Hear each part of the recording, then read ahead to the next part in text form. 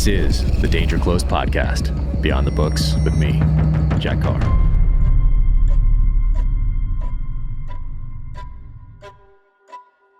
Welcome to the Danger Close podcast, an Ironclad original presented by Navy Federal Credit Union. My guest today, Kevin Maurer. He is a journalist and author. We just did a podcast with the subject of his latest book, Damn Lucky. That is John Lucky Luckadoo, a pilot in World War II who flew the B-17 Flying Fortress. Just an incredible story. So this is his latest, but he's also written Hunting Che, and we got to know each other after he wrote No Easy Day and No Hero with my friend, Mark Owen. So we get into a whole host of things on this podcast to include what it was like to work with such an incredible person in John Lucky Luckadoo to tell this story. So now, without further ado, Kevin Maurer.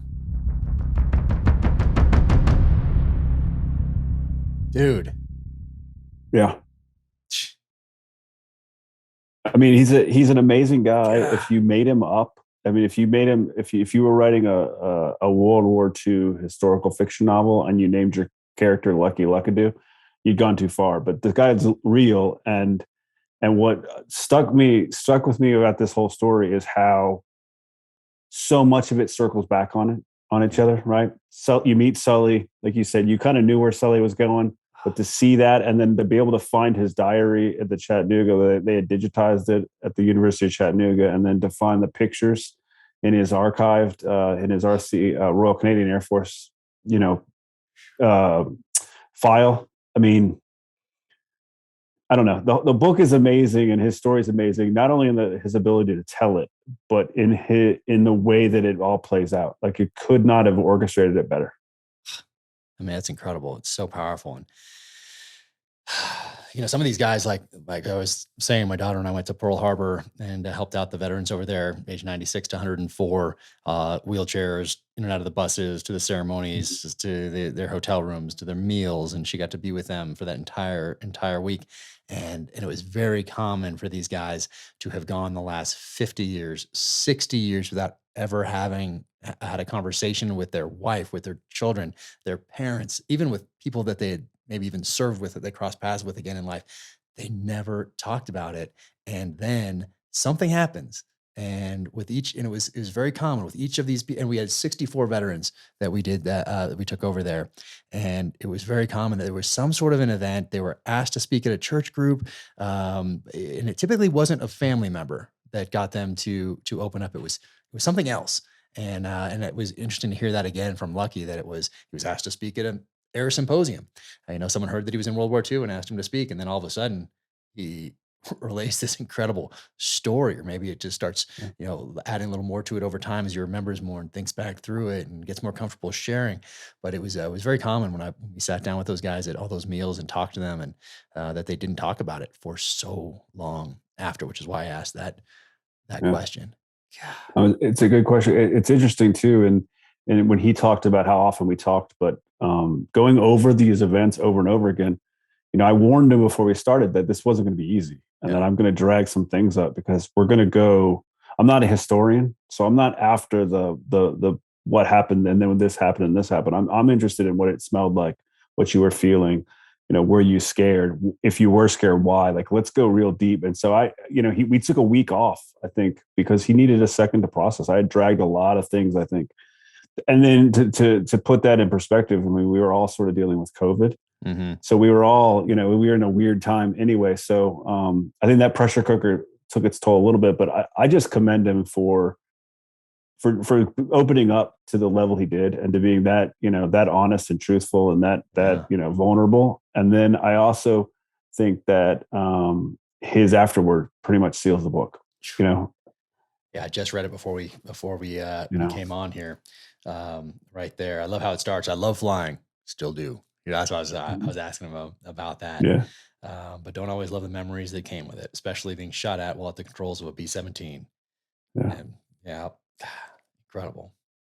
Yeah. And he's 100 years old. March 16th of this year, he turned 100. Yeah. Jeez.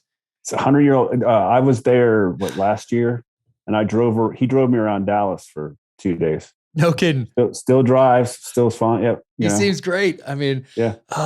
Incredible. Yeah. And I'm always interested in the stories these guys have after the war. I was interested in that when we were in Pearl Harbor, finding out what these guys did afterward. I mean, one of the guys, he was 100 and something, I think, and he came back and he joined the Forest Service, and he becomes a smoke jumper, and then he's like they're doing all this amazing things, Mhm. and it was really interesting to talk to all those guys, the different paths that they took after their time doing something so significant. I was shocked that they gave him that questionnaire when he came Yeah, back. I was too. And Yeah. I remember that. But that's so, I also think that's a rare, you don't read a lot about World War II and the trauma and the after effects. Mhm. And I think that's the other part I really like, that we get a whole chapter in there about, and then remember the woman who gives him the scarf, you get some closure with her, and it's just a tragic story. But he makes that point that when he left South Carolina, he's one person, and when he comes back after what he's been through, he's a different person, and that person isn't compatible. Yeah. Different cats than from maybe you and Mark Owen and some of the other guys I've written about, in that these guys are just regular Joe, right? Yeah. Like that they're ordinary guys in extraordinary situations, and they rose to the occasion. I think, and that's one of the big differences I take away from the different books I've written, is that he really is a citizen soldier in the purest form of it. Yep. Oh, exactly. Like, we knew kind of what we're getting into. A lot of us came in before September 11th thinking we'd be going on all these secret missions all over the world, and that wasn't really the case until after September 11th, when we started doing what we thought we were going to do when we came in. But I guess you're a little more prepared for it because you're thinking about it and you expect it. I guess, rather than just being thrust into it as a citizen soldier. And now the weight of the world is really on your shoulders. I should have asked about that. If they were aware that really the fate of the free world is on their shoulders, or if they didn't think about that. I should have asked that. Not any more than you guys did. Yeah.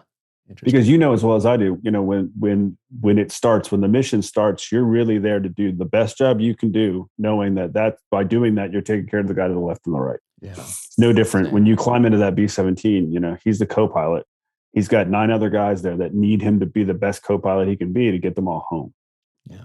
They're not really weighing like, if we lose, Hitler wins. Like they lose. If we lose, I'm dead. Yeah. Right. So that I think that's where it stops. But I also think that you don't see this in modern warfare anymore, where we don't have a lot of missions anymore, or a lot of units that are facing this, where they're climbing into that B-17. And it's not a matter of if they're going to make contact. It's just a matter of when. They didn't fly any missions where they didn't get shot at. Yeah. Very few. And they knew those odds, they're stepping in, they're hearing these odds, and I'm sure what Axis Sally is letting them know those odds, reinforcing that. I kind of wanted to get into a little more. Did you ask him like why, or if they were prohibited from listening to that station, or they just did for the music, or they were interested in what Axis Sally might have to say? It seems like there'd be some blanket order, like, don't listen to like AM 560 or whatever it is, Right. Something like that. I mean, there are bars in San Diego, they say, don't go here because you're gonna get stabbed or whatever. There's something like, don't go to Tijuana, you're not allowed. I think that's still probably in effect. It came into effect, I don't know, halfway through my time in the military. But it would seem like they would say, no playing this radio station, or could she just, change it up and get in on different frequencies so that these guys would hear it somehow eventually? I wonder. I never did that much of a deep dive in it. I suspect though that they just listened to it for the radio, for the songs. And I think she chimed in, when she could. But it's interesting. We talked a lot about his fear. There's a really great that quote from the Luftwaffe ace, where he talks about when you're fighting 20 Russians or 20 Spitfires, it's kind of fun, it's exciting. But when you turn in on 40 flying fortresses, all your sins flash in front of your eyes. Wow. This battlefield was the most treacherous battlefield of the war, by far. Oh, and the numbers, because everything's trying to kill you, right? Yeah. Everything. You can't weather, breathe. Right? You can't breathe. It's too cold to survive. So you touch anything without your gloves on, your hand's sticking to it. You get that aircraft, which by the time we're talking about it, is actually obsolete, right? Because by the time you get to the end of World War II, they got the B-29. That thing has fewer guns, can go farther, can carry more bombs. It's pressurized.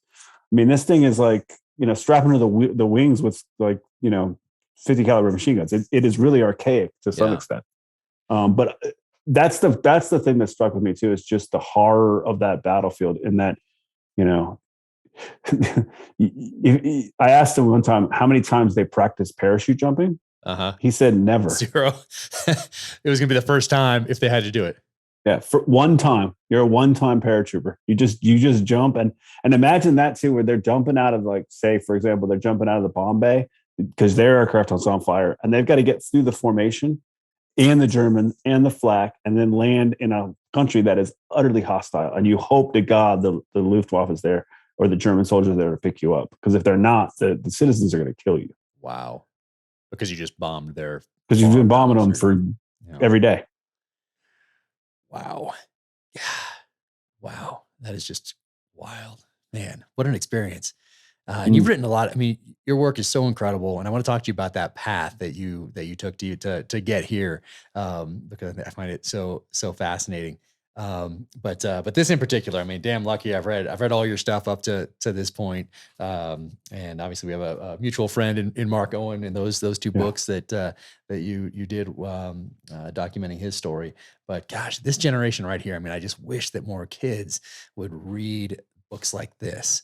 It's because I think they'd appreciate everything they have a little bit more. Man, so wild. Gosh. And it's interesting. So I read Bomber Mafia, I think over the summer. I read it. I listened to it because Malcolm Gladwell does that thing where it's a little different than the book, when he does the audio nowadays. It's more like podcast-ish. And then listen to his podcast on that as well. And obviously that doesn't include the human element, as much as this does. But you learn about the Norden bomb site. You learn about the tactics and the evolving tactics of the Bomber Mafia and all that stuff. So you get the historical perspective, and then the impact of those tactics on Germany and Japan. But this. So I think they're good companion reads for people who have read the Bomber Mafia. Read this. Like, you have got to read this because it humanizes all of those things that you learn technically by listening or reading the Bomber Mafia. But I mean, you guys crushed it with this, man. So path to get here. Like, we met a couple years ago. I knew about you before then because of your work, and then because of what you did with Mark Owen. But what was that path to writing your first book? So I was a military reporter at the Fayetteville Observer in North Carolina, in Fayetteville. I was out of Fort Bragg, and I ran across a POW who fought in Korea, and he spent, I think, 3 years in a Chinese military or Chinese prison camp. And so I started writing that book just because I wanted to write a book, and I was interested in his story, and his story was so good. And I ended up. That one just sort of fell by the wayside. I didn't know what I was doing, to be honest. And I didn't really believe I could write a book. And then I ran across a guy named Rusty Bradley, because I was tipped off about a battle in 2006 where 3 ODA Special Forces teams went up to this mountain in Afghanistan, in Kandahar, Spirwangar, right there in Panjwai, and took it from the Taliban after they assaulted it once and then had to go back, and then the next morning they assaulted it again and took it. And it was in the time when there was all kinds of battle books coming out. And so I was able to sell that book and co-write it with Rusty. I wanted to write it on my own. Rusty wanted to write his own book. And we kind of came together smartly because he was there. He was the ground force commander. And so I was able to write that book. And once I kind of broke in there, I sort of started getting into these co-writing gigs, which I thought, it was an interesting opportunity to help guys tell stories, because I could see after doing it a few times how much it helped. It was sort of cathartic in a way. Yeah. And I thought it gave me an opportunity to tell longer stories than the newspaper would allow me to do it as well. And so that's sort of where it meshed. And then from there, I was able to kind of poke around and find some stories, and then I did some books with the guy Mitch Weiss, who I met at when I moved to the Associated Press. So started as a reporter covering the military. That's how I got there. Well, how did that even work out? Like, how did you get in the door there? So I was a reporter in DC, and right after 9/11, I was in DC for 9/11, and you're randomly there for 9. But how did you even get, like, how were you even there? Like, how did you become a reporter? Did you want to do that, or was it? Oh, no. I was a naval ROTC student at Old Dominion. Okay. And about the semester before I was supposed to go to surface warfare officer school, I just bailed out. I quit, and I I bounced around Virginia Beach for a long time. Long And then, Beach. yeah. And then I eventually made it to DC, where I met my future wife, and she was moving to Boston. She moved to Boston to go to culinary school, and I followed her and fell in with this company that managed databases for PR professionals. So I had Okay. every editor in the country in a database that I had access to. Wow. And I just started pitching stories because it allowed me to dabble, right? It allowed me to try to chase my curiosity. If I could find a way in and write a story about it, I could go and try that out. So I used it sort of a way to try out other lives. And I ended up just finding, I think, where I belonged, which is trying to tell these stories. And from there, I knew I needed a staff job, which got me to DC, which then eventually got me to Fayetteville. Geez. So where were you on 9/11 then, physically? I was a block and a half from the Pentagon. So we heard Jeez. the plane hit the Pentagon. We could see this, the debris in the air and the smoke. And then, yeah, it was weird. I mean, that was a weird day. And from there, I was sort of obsessed at that point with Afghanistan and the war. And it was the biggest story. And, that's where you start to contemplate, do you join and go and fight? And I settled on that. I thought really what I needed to do was cover it. And so I tried to, covering it for the Fayetteville Observer was a little different than, say, the Washington Post, because I didn't need to do the big muscle movements. So I really tried to cover it I became very interested in covering the story from the lowest point of view I could get to. The guy that's asked to go in the door is the guy I'm more interested in talking to than the guy that's asking him to go, right? So I'm less inclined with the generals and the planners. I want to get down to sergeants and below, the strategic specialists, that kind of thing. Right. So I really dug in on that and found a way to get into special operations, and I covered them live with some ODAs in Afghanistan. And since then, I just got back from Niger, where I just covered the mission there. So, Oh, geez, I didn't realize you were still doing that sort of thing if it wasn't for a book. Interesting. Yeah, no. Oh, Yeah. wow. I guess I didn't get that. So you're in Fayetteville. How long after 9/11 do you go to Fayetteville? 2003. I get to Fayetteville in January 2003, and by March I'm in Kuwait and then Iraq. So Okay. yeah, it fell in right there. I followed the 82nd for that for about 2 months in the initial invasion, and then from there I was going for a long time. I was going 2 to 3 times a year, and then it was once a year I'd go find some reason to go, and I covered it for them pretty much up till the surge. Okay. And after I went back a year after the surge, and then I left and went to AP for 2 years before I just started writing books. What did you do at the AP? I was a correspondent down here in Wilmington, North Carolina, covering some military, covering the coast. And then I did go to Afghanistan for the AP, which wasn't a great trip. They didn't really like the way I like to cover things. I can see it. Is it more corporate? The AP is an impressive organization, but there's an AP way, and you have to fit in that culture. It's no different than any big organization, Right. and I don't know if I was the perfect fit culturally. Right. So in Fayetteville, you had a little more leeway to kind of choose your own stories, kind of do things, let them know what you're going to be doing, kind of. Yeah. So a little more freedom, it sounds like. Yeah. And you like family owned paper, you could go right to the money and say, this is Okay. what I think the story is. This is what I'll get for you. And then they're like, yeah, okay, good next thing. Yeah. Yeah. Interesting. AP is, different union shops. So there's a lot of rules and how you can do things. Got it. So that first book, then, how did that come about? How did you meet Rusty, and how did that go? I was sniffing around the story and ran into him. I was told he's the guy you got to talk to. And then when I sat down to talk to him, he said he had already started thinking about a book. And so I wasn't going to beat him to it. And the book I would write, he wasn't going to help me. It wasn't, if he wants to write the book, and that makes perfect sense. So why try to write a book with missing a major piece when we can team up? Okay. And I learned a lot from writing that book, and Rusty, Rusty wrote a lot of it himself, and he's turned into a really good writer as well. And so that story was impressive only because they attacked that hill in broad daylight with Afghan troops, and they get the Afghans lined up and they go, and it speaks to the whole Green Beret partner force thing, which I thought was worth telling. And it's a pretty hellacious battle. And Jude Voss, who is in the book, for those who read it will remember, he saves Stubby, who gets injured in this Humvee that's cooking off, and he goes into that truck and pulls him out. And so it's just one of those classic battle stories that a lot of heroism and a lot of people, go answering the call and going beyond. Right. Jeez. And so you put that one to bed. Are you like, wow, hey, I like this. I found my niche going forward. I'm going to write books, these kind of stories, this nonfiction side of the house from the person on the ground's perspective. And do you know, hey, this is my path going forward. I'm going to do another one. Or are you like, hey, did one. And, maybe if something comes up, I'm going to do another one. But what happens after that first book? I end up selling the Korean War book next. Because I had already started working on it. So I sold that book, and that one ended up coming out before Rusty's book, which is I wrote them kind of opposite, but they kind of flipped back.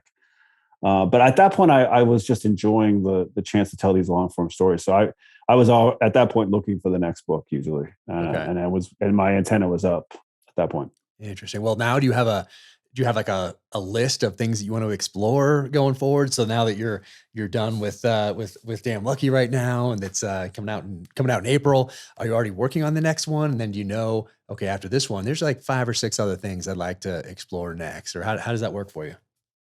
I mean, I sent a list into the publisher. I owe them another book, the St. Martin's.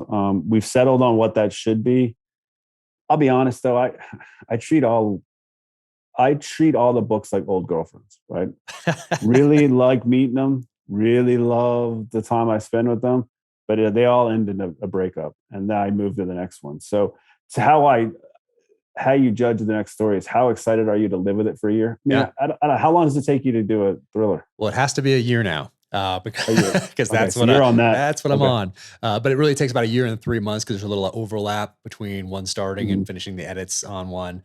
But I'm working on getting that down and trying to get that to a 6-month type of a really just going all in 6 months, being very dedicated with my time, 6, 7, 8 months, just so I have a little bit of breathing time to spend with the family, explore other projects instead of juggling. So I'm still figuring out that process, but there's been so much that's happened over the last year with being involved with the show and the scripts and then the editing and post-production and all these things. And I have nothing to look back on and say, oh, this is how long this takes. And this is how long this takes. And this is how I can fit it all in. It's all new. So I'm still kind of juggling and figuring that stuff out. But right now it's about a year to year and 3 months for each book, but I need to work on getting that down to 6 to 8 months. Yeah. I mean, I'm usually a year once I lock it in. I can write them faster. But I think it's about a year. I'm with you there. I don't know how much I could cut that down. Because actually, it's funny. Fiction, I'm a lot better at. Like, I just sold a novel that's going to come out in July. But nice. Fiction I can write faster, especially like any kind of screenplay. I can write a lot faster. The nonfiction's hard because I got to make sure it's all right, and you're relying on someone else's schedule for interviews and that sort of a thing, and then circling back around to check things and all of that. You just can't make it up if you need to. Yeah. Interesting. Okay, got it. So with St. Martin's, then is it collaborative? Like, do they have something that they'd like you to explore, and you say, not so much, or yeah, that sounds great, or how does that, or do you just pitch only to them and say, hey, I'd like to do these 2 things. What do you think? Or hey, this is what I'm doing next. I sent them a list of 5 ideas, and they picked the one they liked the best. They picked 2, but one of them I knew I couldn't promise them that would turn out to be a good book. It was a kind of a reportage based book, and I did Gentleman Bastards, where I went and embedded for 10 weeks with an ODA, hoping to get a good book out of it, and it just didn't come together. And so those are hard and they're stressful when you go over there knowing you've got 10 weeks to get a book out of this, and when it doesn't come, then you got to start inventing ways to make this a compelling story, and that's just too stressful. So we settled on one idea, but I'm starting to have second thoughts. I got a couple other ideas that I think I could be more excited about. So it'll be discussion. I mean, at the end of the day, I think going back to sort of what we were talking about before is you're known for your style, right? You tell a certain story. You've got your way, and I think I finally settled on what I think mine is. For a long time, I was fighting the idea of trying to write with a brand, I guess is the only way to put it. Uh-huh. But I think I'm just going to give up and stick with it. Yeah, because people are responding to it. People want more of your work. And then they want it. Interesting today, because it's not 1985 where you just put it out there and move on to the next thing. People want to connect with you, ask you other questions, do things like this, which also helps, obviously helps raise awareness for what you've done, that allows you to continue to do that going forward. So it's it's just an interesting time to be doing these sorts of things as an author who used to rely on a publisher to do many of the things that we're doing right now. So I find that part fascinating, the business side fascinating. But so eventually you get linked up with Mark Owen to do, how does that work? I mean, I've heard from him, he interviewed a couple people and that sort of a thing, and it was no question that you were the guy. How did they come to you with that? And what did you think? So my agent called me, I think it was like in December, and he said, look, I need everything you've ever written about the military. There's a book that a friend of mine's editing. They're looking for people to co-write it. And I said, okay, cool. So I sent him all this stuff, including the unfinished manuscript for that long embed book. And then I would say, I think it was January after the holidays, I got a call, and the agent said, look, the editor's going to send you a non-disclosure agreement. Sign it, send it back. He'll call you and tell you what's going on. Okay. So I sign it. I look at the non-disclosure agreement. I think it was like a $500,000 penalty if I said anything. Yeah. And now I had to know, like, come on, like, this is ridiculous. Did you have a lawyer look at that? Or you just sign it and send it back? No, I just signed it and sent it back. I didn't care. So Ben Severe, who edited No Easy Day, gets on the phone with me and he says, look, I got a guy that was on the team that got Bin Laden. He's going to write a book. We're looking for a co-writer. Can you be in DC on Monday? I think this is like a Friday. Yeah. I was like, yeah, of course. Like, how do you say no to that, right? So I go home, tell my wife I can't tell her where I'm going, but I've got to go. And I'll be gone on Sunday, and I'll be gone on Monday, and I'll be back on Monday night. And so I drive up to DC on Sunday night, and I had a blazer and a tie. Like, I was going all out for this. So I meet him at a hotel room or a hotel lobby. He walks in with his agent, who's dressed in jeans and a shirt, and he's in. I want to say now, my memory might be betraying me because I spent so much time with him, but I'm pretty sure he was in his jeans or shorts and a backwards Billabong hat. That sounds about right. T-shirt. And we sit in the cafe and we go back and forth. It's an interview, but what happened quickly was the connection was like, I knew Virginia Beach. I was from Virginia Beach. I spent a lot of time running away from guys like him at Hot Tuna and other places. We had been to a lot of the same places in Afghanistan. And he asked me a question about other books, other SEAL books, and about like what I thought. And I said to him, and this was like the 50-50 question where I knew I was a little bit of trouble. Two things happened. This question was one. I said, I don't think we need another book about how cold it is on the beach in Coronado. That's and been he done. was like, I agree with you there. And then he brought six chocolate. He brought 6 chocolate cupcakes, and I don't eat chocolate. And I ended up eating half a cupcake because I wasn't going to let him. I wasn't going to be rude. You brought 6 cupcakes? What was that about? I don't know why he had the cupcakes, but I ate half of one. Text him as soon as this is over. Yeah, find out why he brought cupcakes. I want to know. But to make a long story short, I drove home that night, and then the next day, I ended up getting a call that they offered me the gig, and it was a no-brainer at that point. Yeah. And you guys go back and forth for a while. And do you know, as you're going through this, are you like, this is going to be a little different maybe than anything I've done before as far as response from the public, response from the military? Or are you just like, okay, here we go. Cool. Got this gig. Interesting story. Let's do this. Or does it ever enter the calculus? Like, it never enters. Really? It was a sprint. Yeah. I mean, I was doing 2 chapters a week and turning them in. Yeah. Like a champ. I had no time to think about anything. And my first drafts, I don't know how your first drafts are, man, but mine are horrific. They're not even good. They're not even bad. They're like less than bad. Well, you get it done. You got to get it done. Yeah. And so I was vomiting words on the page at 2 chapters a week. And I remember the first time Ben read the first draft and Mark's agent read the first draft, and they were like, oh shit. Really? We may have we got the wrong guy. And I had to kind of calm them into like, yeah, it'll get there. But we got there. We worked quickly, Yeah. and we got there. It never dawned on me at all that the book would sell well or do anything, Really? until we got until we had to start talking to the Pentagon. And do you guys? I'm sure you recall when the Pentagon and SOCOM and JSOC they all said, they've obtained copies of the book. It's because I sent them copies of the book. I knew guys at all those places, and I called them up and sent them the copies. But that's when I thought we may have something. And Ahead of then, time you did that. yeah.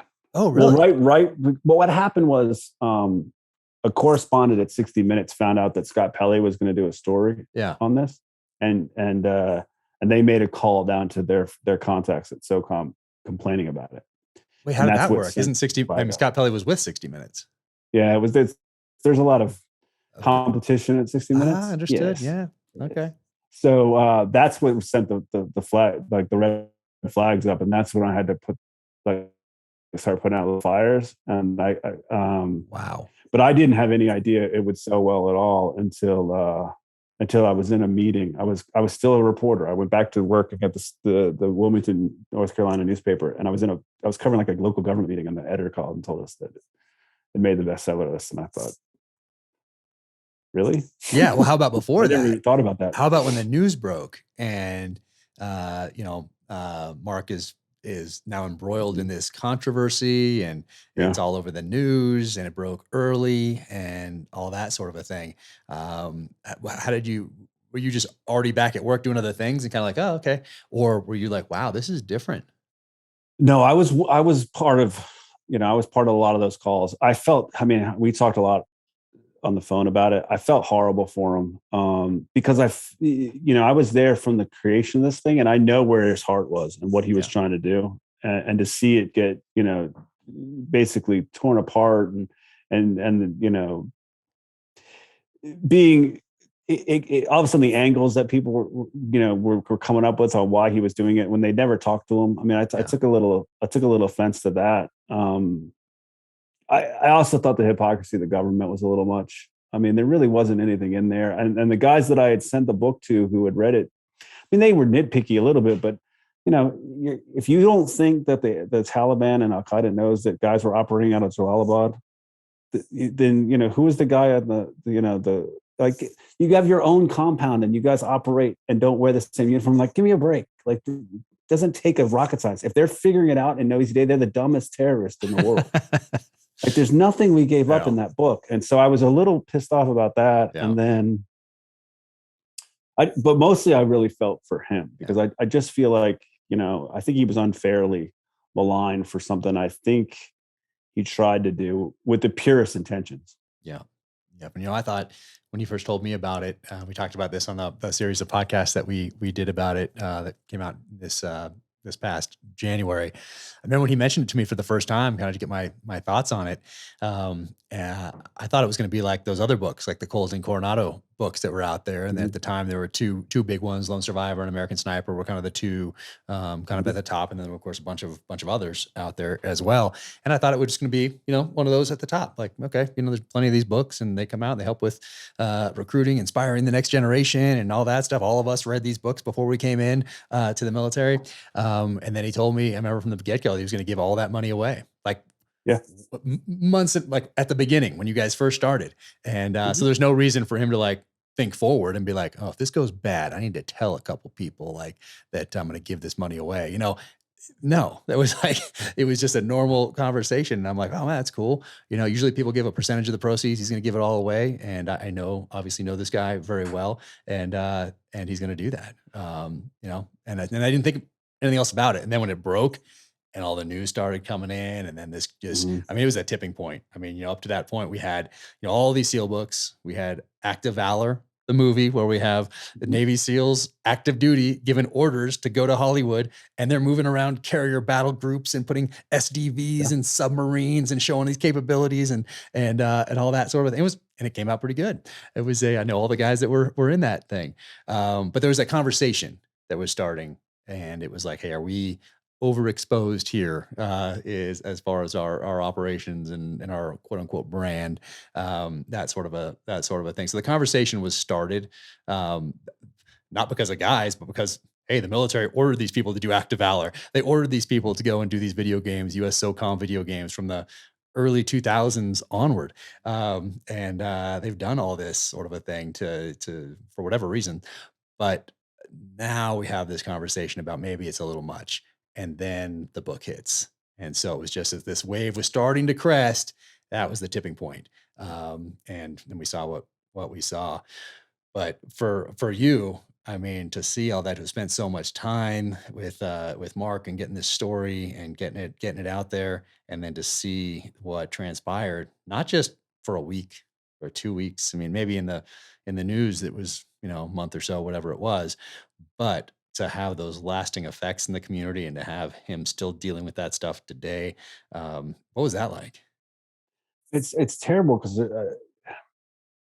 you're part of creating this thing that everybody was very proud of, and then for it to be this albatross that kind of plagues him for a while, and takes. And I think the emotional toll is what I go back to. I mean, the financially, I mean that's significant as well. But the idea that he had sacrificed that, and we're not to get into the details, but him as well as I. I mean, he had sacrificed a considerable amount of himself and his life and his family and things like that to get to where he was and to do the things he did, and to have it all sort of fall down like that. I felt for him. And I think, and I'm not part of the community, right? I'm adjacent to the community. I understand. I'm more of an anthropologist, right? It's like, so I've lived in the village with your tribe, but I've never been part of it. But I think I understand that bond, at least. And I think that when that bond's taken away, and maybe taken away unfairly, I think and so I was more empathetic than anything. It really wasn't much I could do to help. I mean, if he needed it, he knew he could call me, but I couldn't proactively help him. And the times I could help him, I did, but I really felt empathy for him, and I felt for him. Yeah. No, I still do. And then you guys get back together and you do this one, bam, right there. Yep. And this one goes through an approval process and gets out there. So that's that's No Hero right here, the evolution of a Navy SEAL. And you guys do a great job on this one. Love the covers on both of these. But I mean, you do an amazing job in all that you do.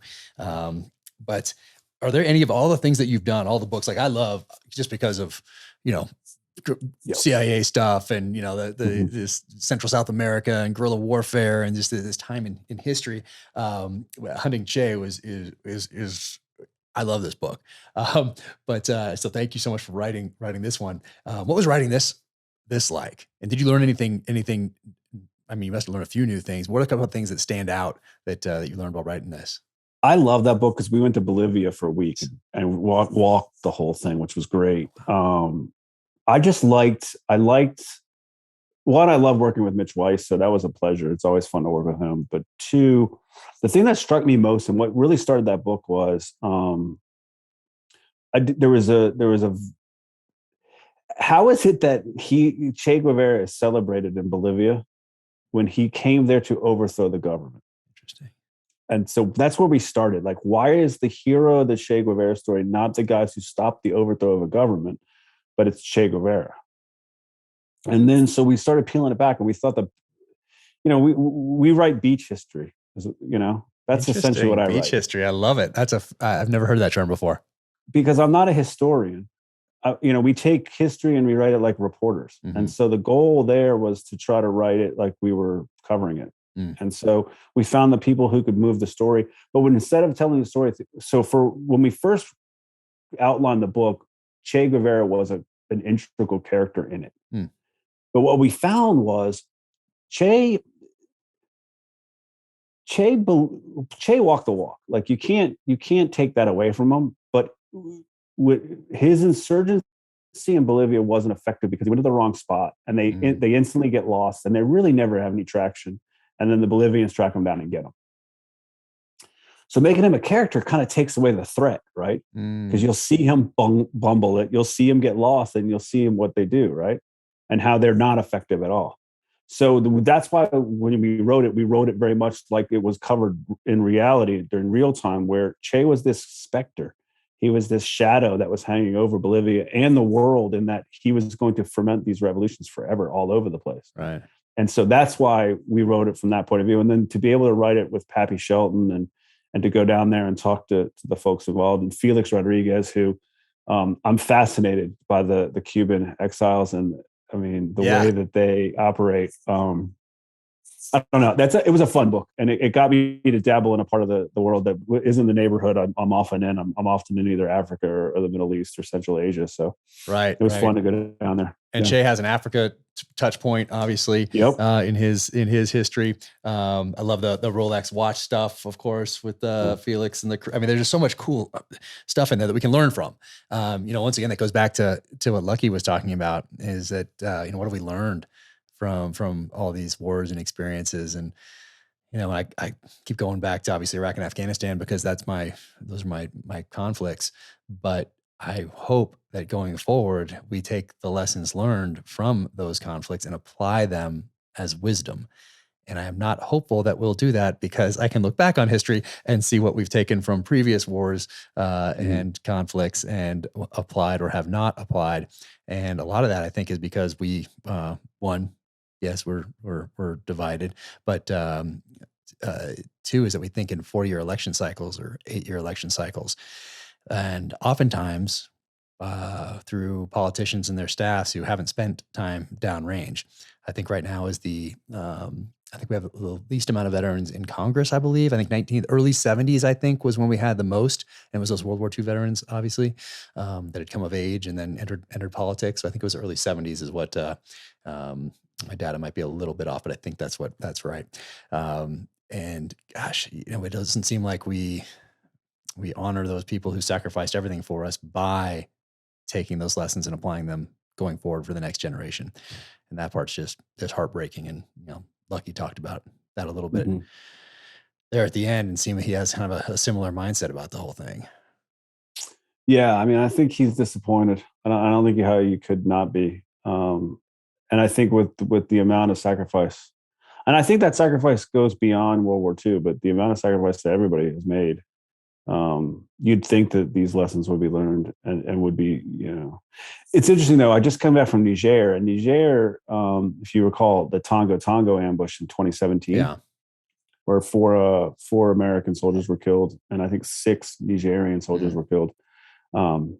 It's interesting to see how that missions evolves and how the lessons that they learned from that ambush are now being used to refine the mission, I would say. Okay. And I left there. I went there very skeptical. I've gotten tired of if we don't go there and get them and kill them, then they're going to come here. Right. I've gotten tired of that logic and that sort of rationale.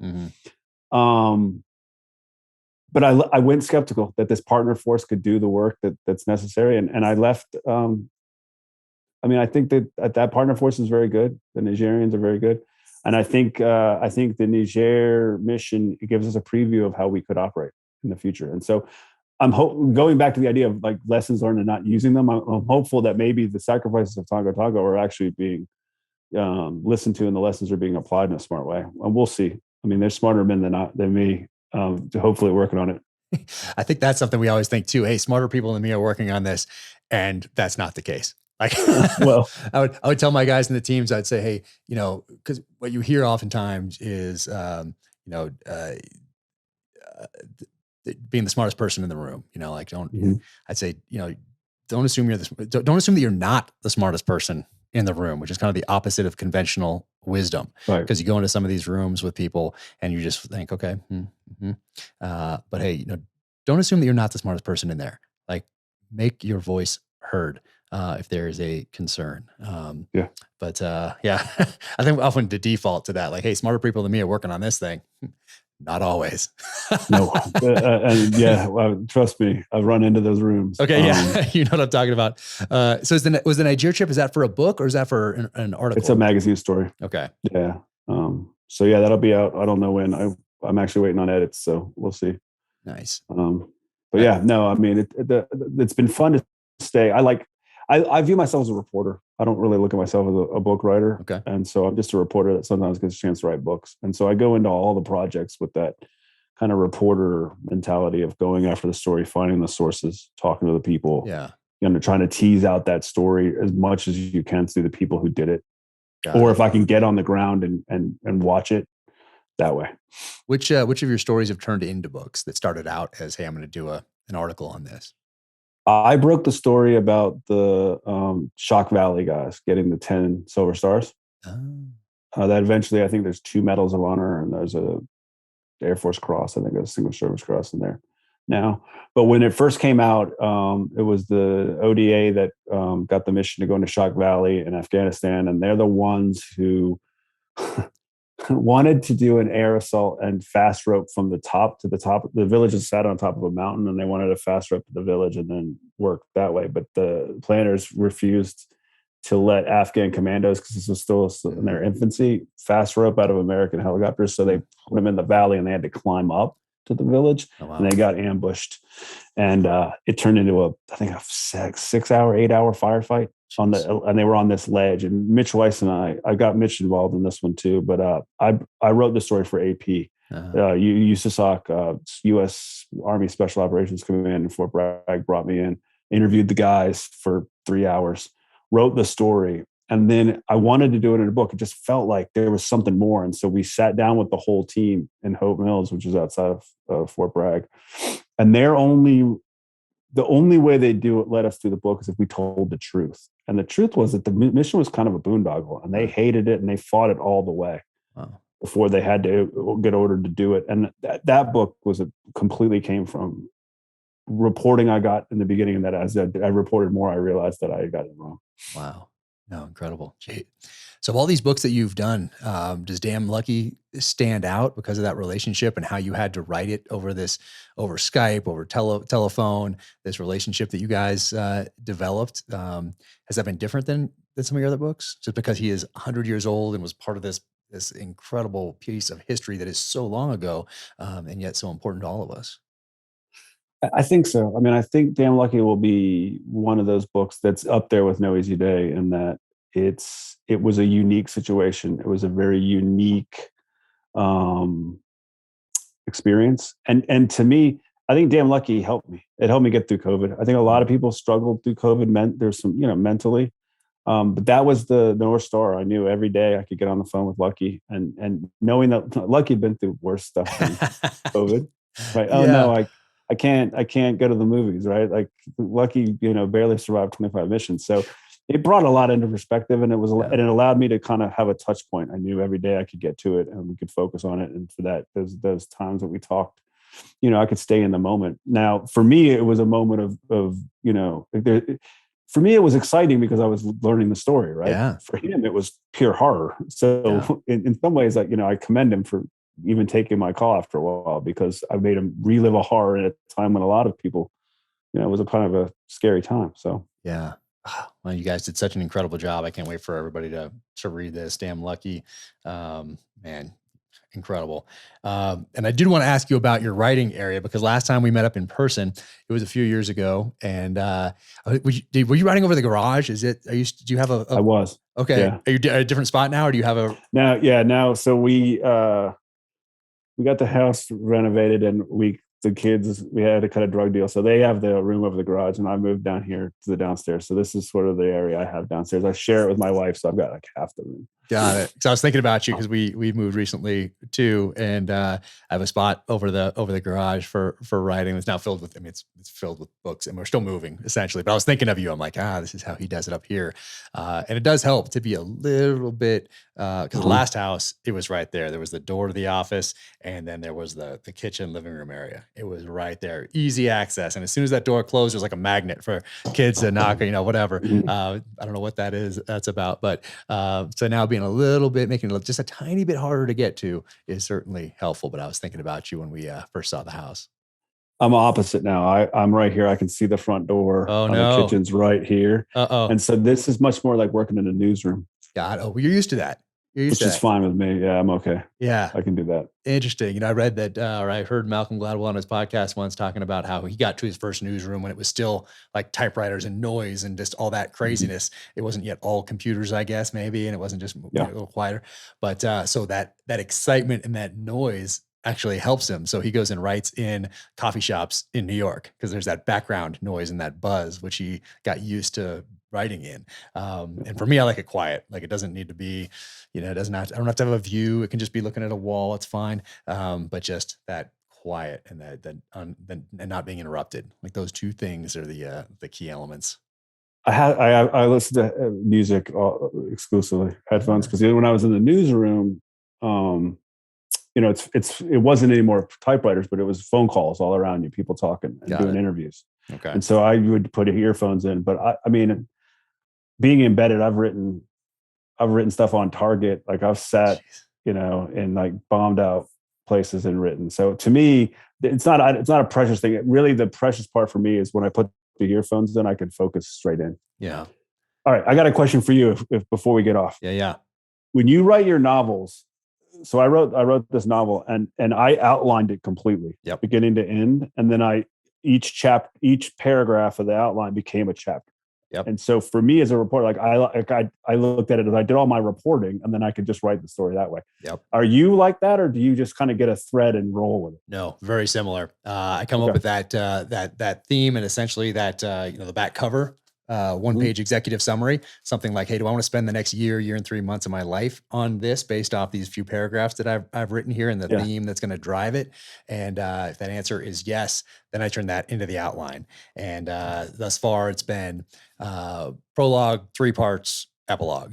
Although this next book that comes out here in May, In the Blood, has 4 parts because it just naturally turned into 4 parts, with Right. a book ended by a prologue and an epilogue. But I do it very similar. Turn it into the outline, and then if I get to a place though where I'm stuck on something, I just go around it and leave a couple X's there, knowing that Mhm. hey, I have a year and 3 months ish to figure this out. So I know I'm confident that in that time frame, I'm going to figure it out because I've certainly worked under the different time constraints downrange under fire. Yeah. So I can come back. I can sleep on this. I can work through this. Mhm. But I get it as outlined as I possibly can, and then go back and essentially start filling that in. But I don't know the characters yet. I know like, hey, so and so Secret Service agent, so and so president. I know my recurring characters, but the ones that are new, I don't know their personalities yet until they start Mhm. interacting on the page and still until I start writing that dialogue. And Right. in the course of doing that, then get to understand the character and they develop more fully, and oftentimes then drive the story and lead to some other things that I'm going to research that are interesting and put in there. So that's how I do it. But I typically know the ending because I feel that's important to know where I'm going before I Mhm. start. And even if there's a couple parts in there that don't quite make sense yet, like, hey, that's okay. I'm going to figure that out as I go. And then I also have the title at the beginning because I don't want to waste any bandwidth worried about, oh man, I got to figure out a good title as I'm writing away on the story. I want all my effort focused on the narrative, on the story, and not be worried about, oh, what's this title going to be? I sure hope I can figure something cool out, or maybe my editor can figure it out. No, I have the Right. title. I know the ending. It's outlined as much as I'm comfortable with, and then I'm in. I'll leave you with this then. This title. I got two ways on title. Either it's I know it instantly before I start. Damn Lucky. Lucky's like, I want the book to be called Damn Lucky. I said, fine, Perfect. perfect. Or I have no idea, Mm, and it just becomes this mess. So the No Easy Day title comes from this. We're in a meeting. It's like the second time I've met him in person. Where it's been severe. It's Mark's agent, and Mark and we're sitting around a table in a hotel in DC, and it was like our first story meeting or something. And this is when I was asking questions like, do you have a book outline? Do you have a proposal? I mean, this thing was sold on the napkin. Like yeah. nobody had any idea what we were doing. And Ben was kicking around title ideas. Like, what are we going to call this thing? And they're going around and around the title. I mean, everybody's brainstorming. So the title, we're not there yet. And I remember on my notepad, I remembered the only easy day was yesterday, and I wrote no easy day on the notepad. I just slided it over to Mark, and Mark says, he looks at it, he's like, hey, here's the title, and that was it. And then from there, that title stuck the whole way. There it is. There it is. So There you go. Amazing. There's your title story for No Easy Day. There it is. There it is. Breaking news. Awesome, man. Awesome. Well, dude, thank you so much for taking time. I know how that interrupts the day and the flow of your work and everything else you have going on. So I sincerely appreciate you taking time. And it's always so cool to talk to you. Since we met a couple of years ago, I always wanted to sit down and talk to you a little more. And that's what this podcast allows me to do, is allows me to do things that I wouldn't, because we wouldn't be talking today. I'd be working on my next book in the other room or whatever it is. But this is kind of a way to, gives me an excuse to sit down and talk with people who I want to talk to and people who I respect. And I sincerely appreciate you taking the time to do it. And thank you for writing this and doing such an incredible job with Lucky Story. Just incredible. Well, thank you, man. And congratulations. Look, I remember when we first met, Terminal List was a picture on your phone.